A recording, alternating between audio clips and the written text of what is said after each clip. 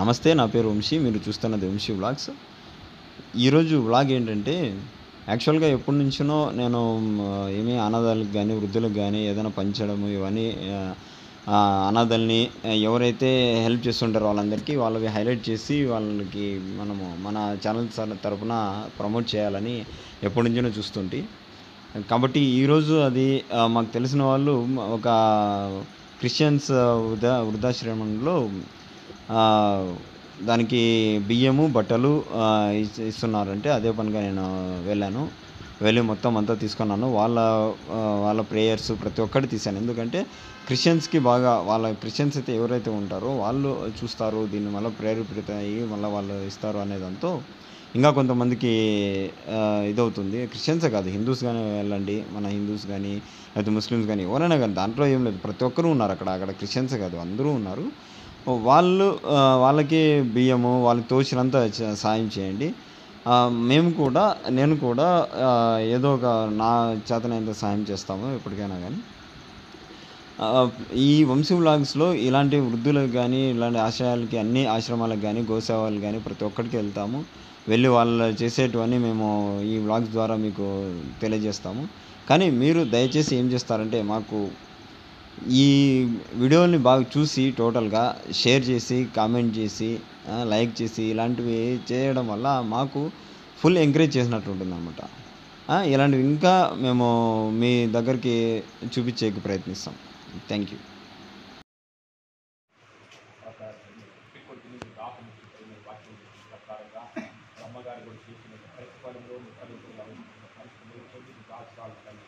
ఏదైతే ఆశ కలిగిందో ఆశీర్వదించడానికి రాబోతున్న బాగుగా మీ సేవకు మీ పుట్టమెట్టే స్థలంలో వాడుకొని నిండుగా ఆశీర్వదించమని యేసు నామములో దీవించి ఆశ్రయించి ఇక్కడ ఇచ్చినందుకు శుభమును, ఆశీర్వాదమును, ఆరోగ్యమును కలుగునుగాక ప్రార్థిస్తున్న పరమతండ్రి. ఆమేన్.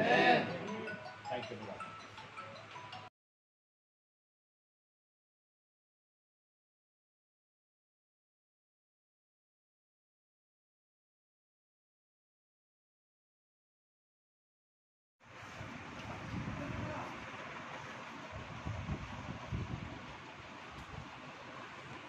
గంగాభవని మేడం గారు కమలానగర్లో అనంతపూర్ నివాసం ఉంటున్నటువంటి అమ్మగారికి మరి ప్రేమ కానుక మీ అందరూ తీసుకుని వచ్చారు.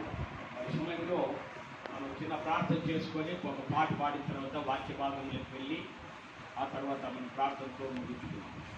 అందరూ కళ్ళు మూసుకున్నట్లయితే ప్రార్థన చేసుకుందాం. అధ్యాయము 31వ వచనం.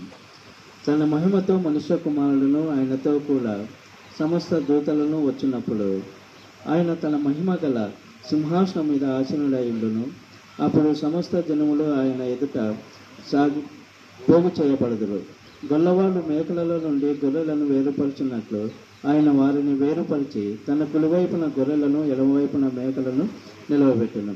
అప్పుడు రాజు తన కుడివైపునున్న వారిని చూచి, నా తండ్రి చేత ఆశీర్వదింపబడిన వారులారా రండి, లోకము పుట్టినది మొదలుకొని మీ కొరకు సిద్ధపరచబడిన రాజ్యమును స్వతంత్రించుకున్నది.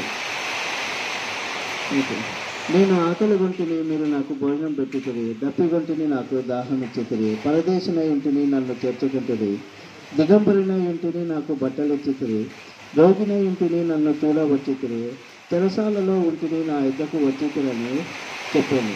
అందుకు నీతిమంతులు, ప్రభువా, ఎప్పుడు నీవు ఆకలి గొనిండుట చూచి నీకు ఆహారం ఇచ్చేతిని, నీవు తప్పిగొనిండుట చూచి ఎప్పుడు దాహం ఇచ్చేతిని, ఎప్పుడు పరదేశంలో ఉండుట చూచి నిన్ను తెచ్చుకుంటుని, దిగంబరిగా ఉండుట చూచి బట్టలు ఇచ్చేతిని, ఎప్పుడు రోగిగా ఉండుట అయినను, చెరసాలలో ఉండుట అయినను చూచి నీ ఎద్దకు వచ్చితిమని ఆయనను అడిగేదను.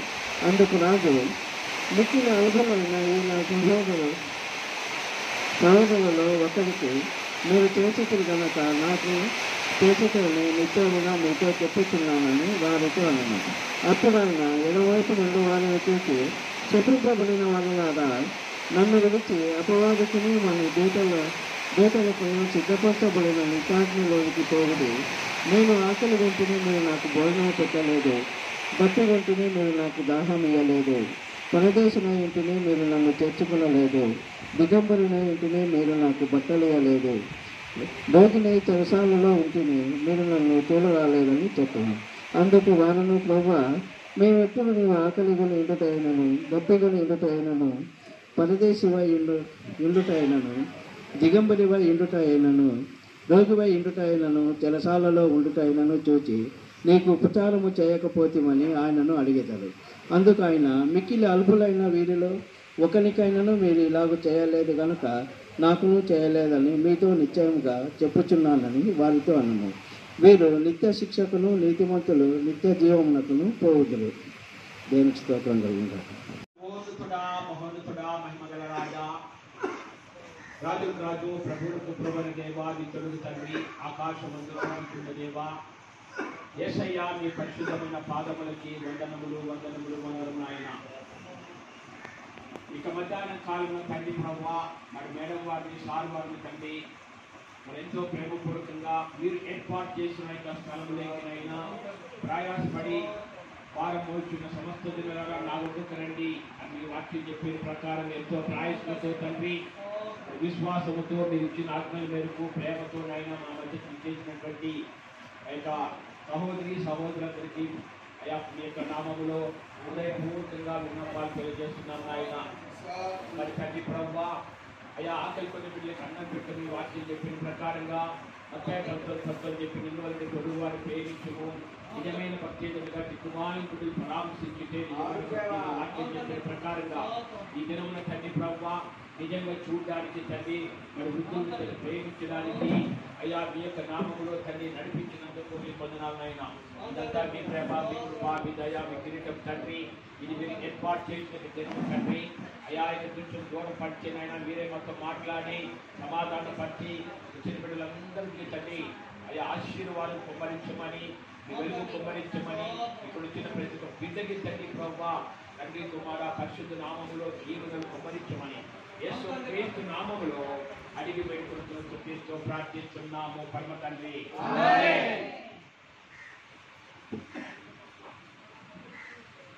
దేవునికి మహిమ కలుగును గాక. హల్లెలూయా. ఆ యొక్క సమయంలో గంగా భవాని మేడం గారు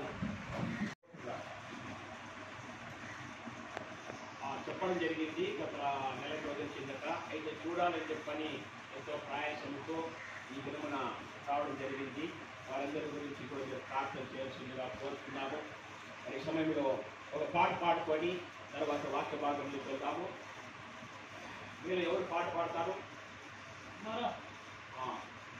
చూడండి, వీరందరూ ఒక దేవుడంటే తెలియని వాళ్ళని, అసలు దేవుడంటే ఎవరు అని తెలివి, అంటే బెగ్గింగ్ చేసుకుంటైతేనేమి ఆ యొక్క భార్య బిడ్డలు కోల్పోయేసి ఆ చెట్ల కింద పుట్టల కింద రకరకాలుగా వాళ్ళు ఇల్లు లేక వాకిలు లేక దేశ దిమ్మరలు తిరుగుతుండే వాళ్ళు దేవుడు ప్రేమించి ఈ యొక్క బెరాక వృద్ధాశ్రమంలో ఒక స్థలం ఇచ్చి అనేక రంగాలకు సౌకర్యాలు ఏర్పాటు చేసి ఇక్కడ బైబిల్ జీవవాక్యం సత్యమైన వాక్యం అయితేనేమి, మరి ఒక ఆహారం అయితేనేమి ఆ సమృద్ధిగా ఇక్కడ దేవుడు ఏర్పాటు చేసి ఉన్నాడు. ప్రియులారా, ఇక్కడ బెరాకలో ఒక దీవెన ఉంది కాబట్టి వాళ్ళు ఈరోజు దేవుడు మహింపరచడానికి వాళ్ళు ఎంతగానో ఇష్టపడుతున్నారు. ఒకసారి పాట పాడితే ఎవరండి? Okay, thank you. పాడతారండి. ఏమి తెలియని వాళ్ళండి, ఎందుకంటే దేవుడు మహింపరుస్తున్నారంటే నిజంగా దేవుని యొక్క ఏర్పాటు. సహోదరుడు విజయ్ కుమార్ గారు మనం ఒక పాట పాడగలుగుతున్నారు. రండి.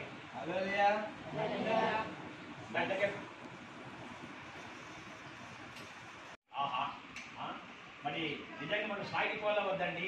మరి బంధుమిత్రులు, అక్కచెల్లుళ్ళు, అన్నదమ్ములు వెళ్ళిపో, నీకు రోగం ఉంది, నువ్వు కుందిదానివి, నువ్వు ఉండిదానివి, వెళ్ళిపో, నీకు చూడవి ఆయన తోసేస్తే మరి ఈరోజు వాళ్ళందరినీ తీర్చుకొని ఈ చక్కనైన వాతావరణంలో దేవుడు ఆ చల్లగా మనల్ని ఏర్పాటు చేసి మరి దేవుడిని మనం మహింపరచుకోకుంటే, దేవుడితో సాగుకోకుంటే ఎందుకండి మన జీవితము? కాబట్టి తిరుమల మీరందరూ అయ్యగారు పాడినట్ల ముందుకు యేసు ప్రభువు సాగాలి. ఆయన తెలుసు ఎవరోని ఎప్పుడు ఎక్కడ ఎలా నడిపించాలి. అంతవరకు మీరు ఏం చేయాలా? ఆయన వైపు చూడాలి. తిరుమల హల్లెలూయా, హల్లెలూయా, హల్లెలూయా. Okay, thank you. మరి ఈ సమయంలో మా మామగారు అయినటువంటి చిత్తములో ఎన్నో రకాలుగా వచ్చినోడు నాతో పాటు కలిసిమెలిసి అందరూ మీకు తెలుసు కదా, సత్యం నాతో పాటు బాగా ఉన్నోడు మరి అనుకోని విధంగా చెప్పా పెట్టుకోకుండా వచ్చాను. చూసి ఆశ్చర్యపోయినాను. దేవుడు కలిపినందుకు ఆ యొక్క మామూలుగా దేవాదేవుడికి స్తోత్రం తెలియజేస్తున్నాను. ఎందుకంటే నేను విడువను ఎడబాయన దేవుడు ఒక్కడేనండి. మనుషులందరూ విడిపోతాడు, మనం కలుపుతుంటే మామూలు. ఏదేమైనా కూడా మనం అందరినీ ప్రేమించాలి. అవి సమయంలో మామగారు రిక్వెస్ట్ చేశారు, నేను కూడా ఒక పాట పాడతానని. మరి చాలామంది సంఘాలలో పాడేవాళ్ళని చూస్తుంటాము. ఆ సంఘాల్లో పాడే వాళ్ళని చేస్తే ఏం ప్రయోజనం లేదు. కానీ ఇటువంటి వాళ్ళ దగ్గరగా ఒక వాక్యం వినిపిస్తే మనకి ఎంతో పరలోక సంగతి ఉంటుందండి. ఆయన మామగారు కూడా ఒక పాట పాడి వాక్యం అందిస్తారు. దయచేసి అందరూ మీరు చాలా వరకు పాత వాళ్ళు ఉంటే నన్ను గమనించగలరు. ఆయన చాలా పరిస్థితుంది. తర్వాత తిమ్మోతయ్య గారు ఇక్కడ సేవ చేసినప్పుడు మీ మధ్య కూడా నేను సేవ చేశాను. అందుని బట్టి దేవుడికి స్తుతులు చెల్లిస్తున్నాను. ముఖ్యంగా ఇక్కడ మన మధ్యలో ఉన్న తిమ్మోతి గారికి, మరి తర్వాత రవి అయ్య గారికి, తర్వాత సిస్టర్ ఇద్దరికి కూడా యేసుక్రీస్తు నామంలో వందనాలు తెలియపరుస్తున్నాను.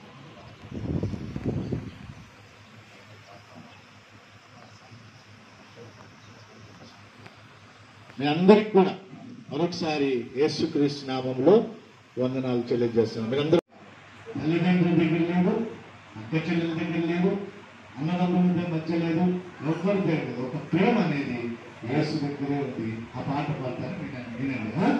సౌకర్యం వినాలి. హలో, వింటారా? వింటారు చేయండి. ఓకే.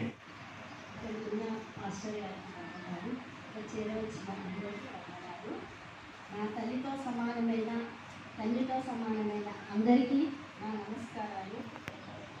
పెద్దలకు చిన్నలకి నా నమస్కారాలు తెలుపుతున్నా. ఇక్కడికి దేవుడు నన్ను పంపించినందుకు దేవునికి స్తోత్రాలు చెల్లిస్తున్నాను. నాకు ఎప్పటి నుంచో ఇలా సేవ చేయడం అంటే చాలా ఇష్టము. నేను ఇలా చేయాలి అని నా ఫ్రెండ్ కళాకు చెప్పినాను. వాళ్ళ అన్న రవి సాయంతో నేను ఇక్కడికి వచ్చినాను. దేవుడు నాకు ఈ అవకాశం ఇచ్చినందుకు దేవునికి స్తోత్రాలు. నేను అన్యురాలను 2 సంవత్సరాల నుంచి యేసు ప్రభుని నమ్ముకొని రక్షణ తీసుకున్నాను. నా కూతురు కూడా రక్షణ తీసుకుంది. నాకు ఒకటే కూతురు. నా కూతురికి తండ్రి లేడు. పాప 1 సంవత్సరం నుంచి నేనే మా పాపను పోషించినాను. నా తల్లి దగ్గర నేను ఉన్నాను. నాకు తండ్రి కూడా లేడు.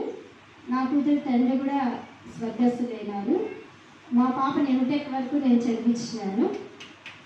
అది ప్రతి ఒక్కటి నేను టైలరింగ్ చేస్తుంటాను, పిన్ చేస్తుంటాను, గ్రైండర్ వేస్తాను అనమాట. ఇది నా సంపాదన. ఈ సంపాదనతోనే నాకు దేవుడు ఎంత ఇచ్చినా ఒకరికి సహాయం చేయాలనేది నాకు, నా కూతురికి, ఇద్దరికి దేవుడు మాకు మనసు ఇచ్చినాడు అనమాట. నేను పెద్ద షౌకారి కాదు, ఏమీ కాదు. ఏ రోజుకి ఆ రోజు నేను పని చేసుకోవాలా, తినాల్సిందేదే. అది నా కర్తవ్యము. తల్లి నాతోనే ఉంటుంది. నేను నా తల్లిని చూసుకుంటూ ఉంటాను. ఇది ఇప్పుడు పాపకు నాకు దేవుడు చేసిన అద్భుతం ఏమంటే, ఈ కరోనా టైంలో, ఇంత భయంకరమైన టైంలో కూడా నేను జీవము గల దానిగా ఈరోజు నేను ఈ మధ్యకు వచ్చినానంటే అది దేవుని ఆశీర్వాదాలు. తర్వాత నాకు డబ్బులు లేవు, ఏం లేవు, నా కూతుర్ని ఎలా చదివించుకోవాలా అని అనుకునేదాన్ని. కానీ ఎంటెక్ వరకు ఆ పాప బాగా చదువుకొని స్కాలర్షిప్లు వచ్చి అన్ని ఫ్రీ సీట్లతోనే నా కూతురు ఎంటెక్ వరకు చదివింది. ఇంకా జాబ్ రాలేదు. మీ అందరూ నా కూతురికి గవర్నమెంట్ జాబ్ రావాలనేసి ప్రార్థన చేయమని మిమ్మల్ని అందరినీ వేడుకుంటున్నాను. అలాగే ఇంకా మిరాకిల్ ఏమంటే, నా కూతురికి పెళ్ళి ఎలా చేయాలి, నా కూతురికి 26 సంవత్సరాలు వచ్చినాయి, కట్నం ఇవ్వలేను, ఏమి ఇవ్వలేను, ఎవరు వస్తారు అనేసి చాలా బాధపడేదాన్ని. నా కన్న తల్లి, తమ్ముడు అందరూ, అక్క, బావ అందరూ నన్ను వేరు చేసినారు. ఎవరు నాతో మాట్లాడరు. నాకు ఎవ్వరు మాట్లాడుకున్నా పర్వాలేదు, నేను నమ్మిన దేవుడు నాకు తోడుగా ఉన్నాడు. ఇంతవరకు ఆయనే నాకు ఏ రోజు ఏం కావాలో, నేను ఎక్కడికి వెళ్ళాలి నాకు తోడుస్తాను. 1 పైసా కట్నం లేకోకుండా నా కూతుర్ని, ఒక సాఫ్ట్వేర్ ఇంజనీర్ అబ్బాయికి అమ్మా నాన్న ఇద్దరు లేరు, అక్క బావ ఉన్నారు. ఫ్రెండ్స్ మేము పెళ్లి చేస్తాము అనేసి పట్టు చీరలు తెచ్చినారు, తాళిబొట్టు అన్నీ తెచ్చినారు. అన్నీ తెచ్చిన తర్వాత అబ్బాయి మంచివాడు కాదు, ఏమొద్దు అనేసి క్యాన్సిల్ చేస్తాను. కానీ నేను ప్రభువుని నమ్ముకున్నాను. ప్రతిరోజు ప్రార్థన చేస్తాను, నా కూతురికి వివాహం నువ్వే చేయాలి ప్రభు, నువ్వు తప్ప నాకు ఎవ్వరూ లేరు అనేసి రోజు ప్రార్థన చేస్తాను. వాళ్ళంతకు వాళ్ళే మా ఇంటికి వచ్చి నేను పెళ్లి చేసుకుంటానక్క, ఎవరు అవసరం లేదు, నన్ను నమ్ముతారంటే దేవుడు సంకల్పిస్తే ఖచ్చితంగా జరుగుతుంది అన్నాడు. దేవుని దయ వల్ల ఒక్క పైసా కట్నం లేకోకుండా నా కూతురికి వివాహం జరిగింది. ఆ అబ్బాయికి ₹1,00,000 శాలరీ. మా పాపని కూడా నేను ఎంత చక్కగా నా కూతుర్ని ప్రేమించి చూసుకుంటున్నానో అబ్బాయి కూడా అంత చక్కగా ప్రేమ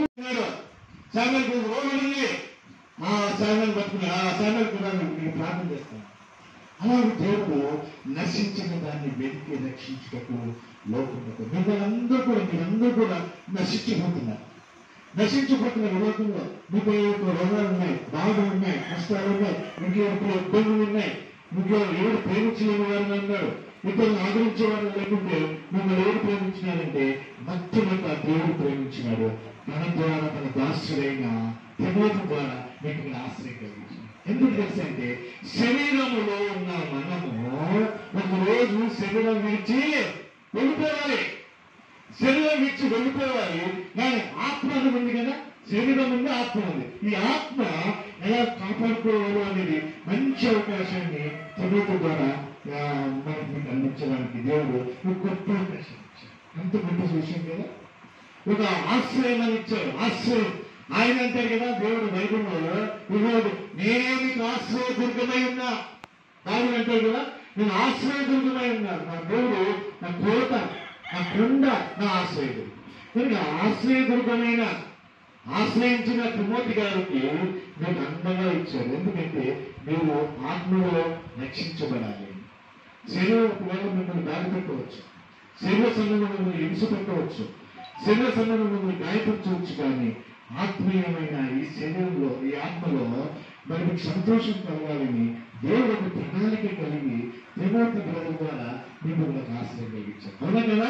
అవునా? కట్టబెట్టండి. దేవుడు ఒక దేవుని సేవకుడు ద్వారా మిమ్మల్ని మంచి ఆత్మ ఇచ్చాడు, మంచి వాక్యాన్ని ఇస్తున్నాడు. తినగలను మీరు అభివృద్ధి పొందడానికి, ఆహారము తినడానికి, శరీరాహారం కాదు ఆత్మీయ ఆహారం పొందడానికి కూడా ఇది ఆశ్రయపూర్వకంగా రెండవ రాకడలో దేవుడు రెండవ రాకడలో రాబోతున్నాడు. దేవుడు రెండవ రాకడలో మనం సిద్ధంగా ఉన్నామా? మన ఆత్మలు సిద్ధంగా ఉన్నాయా? దేవుని ఎదుర్కోవడానికి కొన్ని సత్యాలు బైబిల్లో ఉంది. దేవుని ఎదుర్కోవడానికి కొన్ని మాటలు నేను సెలవిస్తాను. ఏమంటే బైబిల్లో అన్ని వచ్చినాల కంటే భయంకరమైన వచనం అవుతుంది. ఏంటంటే అబద్ధము జరిగించేవాడు దేవుడు నరక పాత్రుడైనది. ఏమిటండి? అబద్ధము జరిగించేవాడు నరక పాత్రుడైనది. తర్వాత వ్యభిచారం చేయవాడు నరక పాత్రుడైనది, దొంగతనం చేయవాడు నరక పాత్రుడైనది. అలాగే పాత్రలన్నీ కూడా దేవుడు వర్గీకరించబడింది. కనుక నరకంలో నుంచి విముక్తి చేయడానికి మొదటిసారి వచ్చాడు, రెండోసారి మనం తీసుకుని పోవడానికి వస్తున్నాడు. మనం సిద్ధపడ్డామా? ఎవరో వేసుకుని వస్తే పర్లోకం పోతారు. మీ హృదయాంతరంలో మీతో జవాబు చెప్తారు. మీ హృదయాంతరంలో మీతో జవాబు చెప్తుంది. బైబిల్లో పౌలు అనే వ్యక్తి నాకు తెలుసా మీకు? బైబిల్లో పౌలు అనే వ్యక్తున్నాడు. పౌలు అంటాడు, మీ హృదయాంతరంలో ఎదిగిన దేవుడు అంటాడు. మన హృదయంలో దేవుడు తెలిసింది కనుక సంసిద్ధపడాలి. ఇక్కడ ఆశ్రమంలో ఉన్నాం, బయట వాక్యం ధ్యానం చేస్తున్నాం బయట, కానీ మన హృదయాలు ప్రభువు రాకడ కొరకు సిద్ధముగా ఉన్నాయా? ఈ రాత్రి ఈ మధ్యాహ్న సమయంలో నిన్ను పిలిస్తే నువ్వు సిద్ధంగా ఉన్నావా? నువ్వు ఆశ్రయంలో ఉన్నావు, మంచిదే. నేను దేవుడు పిలిస్తే నువ్వు సిద్ధంగా ఉన్నావా? కనుక రాత్రి ఈ మధ్యాహ్న సమయంలో దేవుడు మాట్లాడుతున్నాడు. ఒక గొప్ప విషయం చెప్పాడు. లాస్ట్ చివరి వచనంలో ఆ మాట ఉంది. ఏమన్నారంటే ఈ మత్తయి సువార్త 20వ అధ్యాయంలో 35వ వచనంలో కొన్ని విషయాలు కనపడతాయి. 1 అంటే ఒకటిగా తర్వాత మనం నేర్చుకోవచ్చు, కానీ చాలా సమయం పడుతుంది. క్లుప్తంగా నేను చెప్పి మీ మధ్యలో రెండో రాకడ కొరకు సిద్ధపరచడానికి ప్రభు నన్ను ఆయత్తపరుస్తున్నాను. కనుక ఇక్కడ ఏం చెప్తున్నానంటే మత్తయి సువార్త 20వ అధ్యాయంలో యేసు ప్రభువు ఒక 10 మంది కన్యకుల గురించి మాట్లాడారు. 10 మంది కన్యకులు ఎవరు? 10 మంది కన్యకులు. 10 మంది కన్యకుల్లో వారు యేసు యొక్క రాకడ కొరకు ఎదురు చూస్తున్నారు. ఎవరి కొరకు ఎదురు చూస్తున్నారు? యేసు రాకడ. ఈ 25వ అధ్యాయం మత్తయి సువార్త 25వ అధ్యాయంలో యేసు ప్రభు పెళ్లి కుమారుడుగా కనబడతాడు. ఎవరికైనా ఎలా కనబడతాడు? యేసు ప్రభు